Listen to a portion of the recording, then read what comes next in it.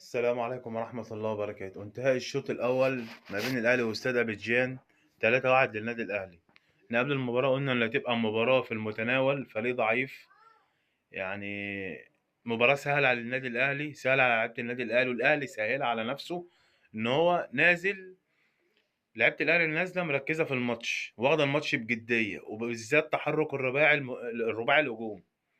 تحرك رباعي الهجوم النهارده يثبت لك إن إمام عاشور إن هو فعلا مش صانع لعب، ان قفشه صانع لعب.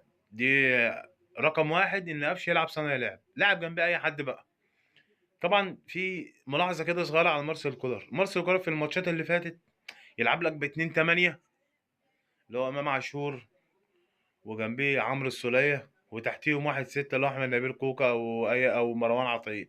النهارده بيلعب باتنين ستة، واحد عشرة، اتنين ستة، مروان عطيه واكرم توفيق وصانع اللعب. طب انت ليه ما بتلعبش بواحد تمانية، واحد زي عمر الساعي تلعبه في ماتش زي دوت، واحد زي رضا سليم تلعبه في ماتش زي دوت، ترجع لهم الثقه في نفسهم تاني. زي ما كهربا النهارده جاب جون، وان شاء الله ان شاء الله الثقه ترجع له تاني ويرجع كهربا بتاع زمان.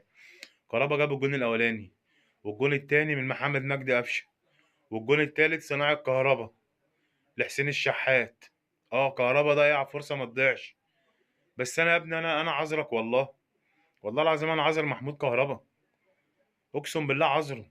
وان شاء الله هيرجع احسن من الاول، ان شاء الله هيرجع احسن من الاول.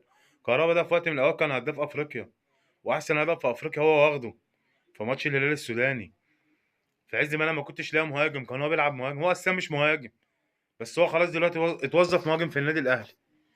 ما كناش لاقيين مهاجمين، والراجل شال الفرقه ولعب مهاجم.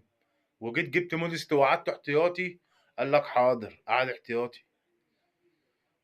انت رقم ثلاثة حاضر، بعد موديست حاضر، انت التاني حاضر. جبت وسام بقى وسام الاول، وموديست التاني، وانت التالت حاضر. فيعني الراجل اقسم بالله هيرجع، وان شاء الله هيرجع. الماتشات اللي بتجيب اللعيب، الماتشات اللي بتجيب اللعيب. واحد زي رضا سليم كان يلعب النهارده، يعني حتى الشوط الاولاني انتهى اهو، المفروض بقى في بدايه الشوط الثاني طلع طاهر نزل رضا سليم، طلع اكرم توفيق نزل عمر الساعي يلعب 8. لكن ما تلعبليش ب 2 6 في ماتش زي ده. انت مش بتلعب ريال مدريد عشان تلعب ب 2 6. ليه؟ عشان ايه تلعب ب 2 6؟